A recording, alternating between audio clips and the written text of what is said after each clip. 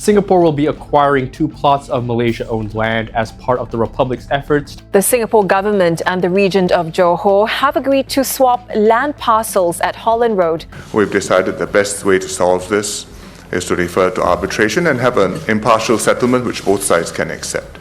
What happens when two nations, once united but now divided, negotiate over land that carries both strategic significance and historical weight? Singapore and Malaysia, long intertwined by colonial legacy and a brief political union, continue to be connected in unexpected ways. Among the most tangible links are parcels of land within Singapore that remain under Malaysian ownership. In land-scarce Singapore, these plots are more than relics of history. They are valuable assets with implications for national development and sovereignty. Recognizing their significance, Singapore has begun taking steps to regain control over some of these lands through targeted acquisitions and negotiated land swaps. This documentary explores 2 major land deals: Singapore's planned acquisition of Malaysian-held land in Woodlands and a carefully calibrated land swap with Johor's royal family. Be sure to watch till the end, as we reveal a separate land dispute that escalated and required intervention by international courts to resolve. To understand how these negotiations came to the fore, we must first revisit the history that laid their foundation. In the early 19th century, Singapore was established as a British trading post by Sir Stamford Raffles in 1819. It later became part of the Straits Settlements, together with Penang and Malacca, under British colonial rule. During this period, the Malay state of Johor maintained strong ties with Singapore. By the 20th century, colonialism gave way to new political realities. In 1963, Singapore joined Malaya, Sabah, and Sarawak to form the Federation of Malaysia, a union aimed at countering communism and boosting economic cooperation. However, political and ideological tensions led to Singapore's separation just 2 years later. Despite Singapore's independence, historical land agreements remained in force. This included land granted by the British or acquired by the Johor royal family during the colonial era. As a result, the Malaysia federal government and Johor royal household retained ownership of several parcels within Singapore's borders. These land parcels are more than historical footnotes. They are strategic assets in land-scarce, densely populated Singapore. Among them are 2 small but critical plots in Woodlands, owned by the Malaysian government. Though just 0.79 hectares in total and currently unused, these vegetated parcels sit at the heart of Singapore's planned redevelopment zone for the Woodlands checkpoint. This checkpoint is the gateway to the causeway, the primary land crossing between Singapore and Malaysia, serving as a vital artery for travel and trade. But as traffic volumes have surged, its aging infrastructure has struggled to keep up. In 2024 alone, daily traveler numbers rose by 22% to 327,000. By 2050, that figure is projected to reach 400,000, posing serious congestion and security challenges. To address this, Singapore's Immigration and Checkpoints Authority announced a sweeping redevelopment plan. The goal is to expand facilities, introduce automation, and enhance security to cut peak hour clearance times from over an hour to just 15 minutes. However, the success of this plan hinges on gaining control of the 2 Malaysian-owned plots. Without them, Singapore would face major constraints in redeveloping the checkpoint and improving the traffic flow. Singapore formally expressed interest in acquiring the parcels in May 2022, with a follow-up request in November 2023.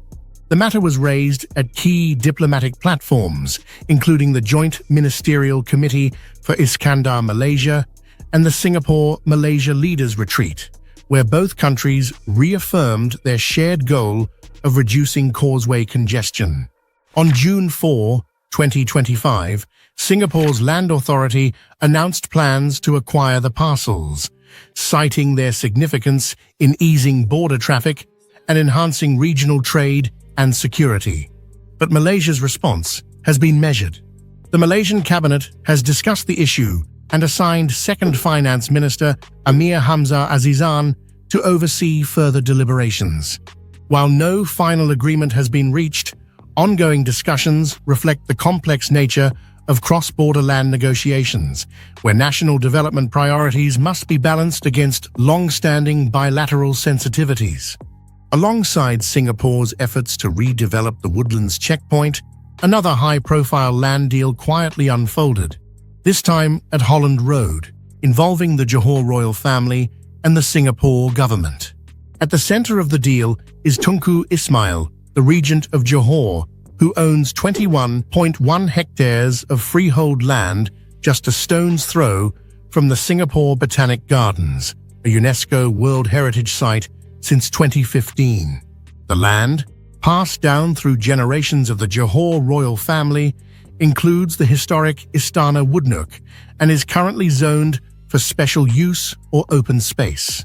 In 2021, reports emerged that Tunku Ismail intended to transform the site into a multi-billion-dollar luxury residential development.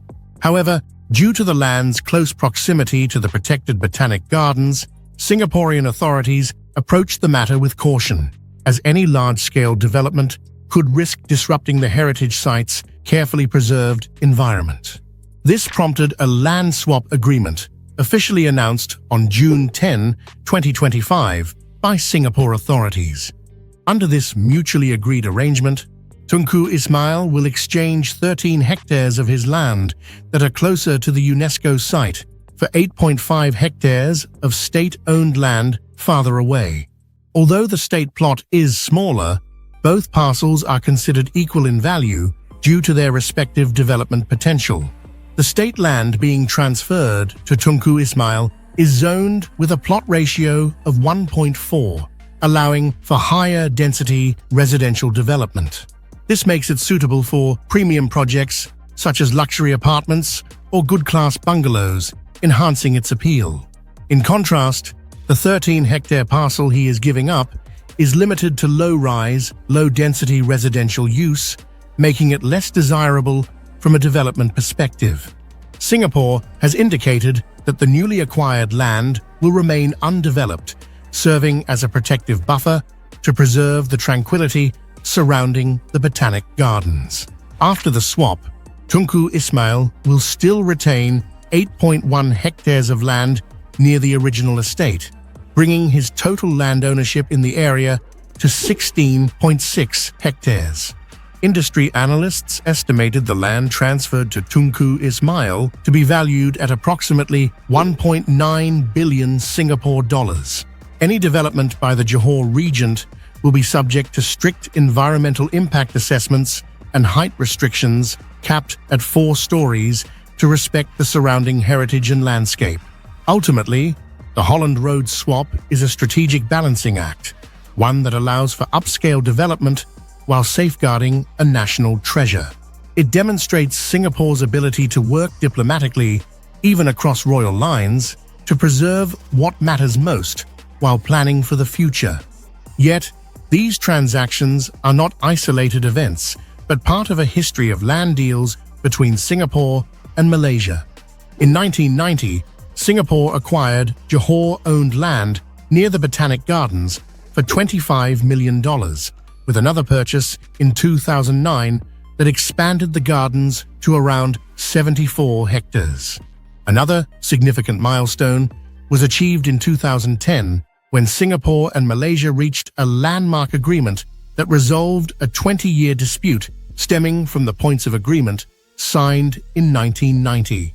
As part of the deal, Singapore regained control of 3 former Malayan Railway land parcels and 3 additional plots in Bukit Timah. In return, Malaysia was allocated 4 land parcels in Marina South and 2 in the Ophir Rochor area. However, despite the progress made through the 2010 land swap agreement, complications soon emerged over development charges tied to the deal.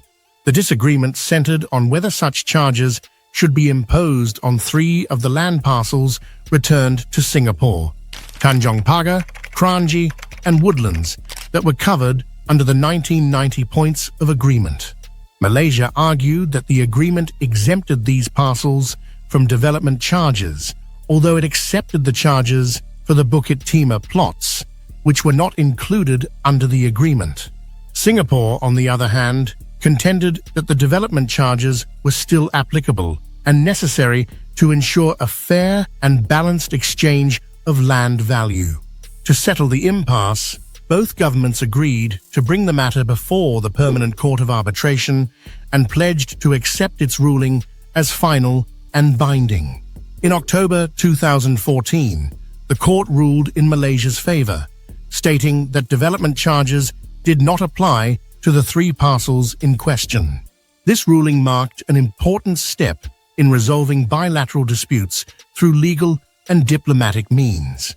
Following the resolution, the new plots of land were jointly developed by Malaysia's Khazanah Nasional and Singapore's Temasek, giving rise to landmark mixed-use projects such as Marina 1 and Duo.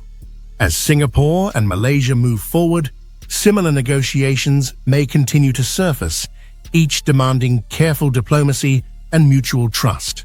That trust has been tested before, most notably in 2018, when a maritime boundary dispute reignited tensions over sovereignty. What exactly triggered this dispute over territorial waters? Watch this video to find out more.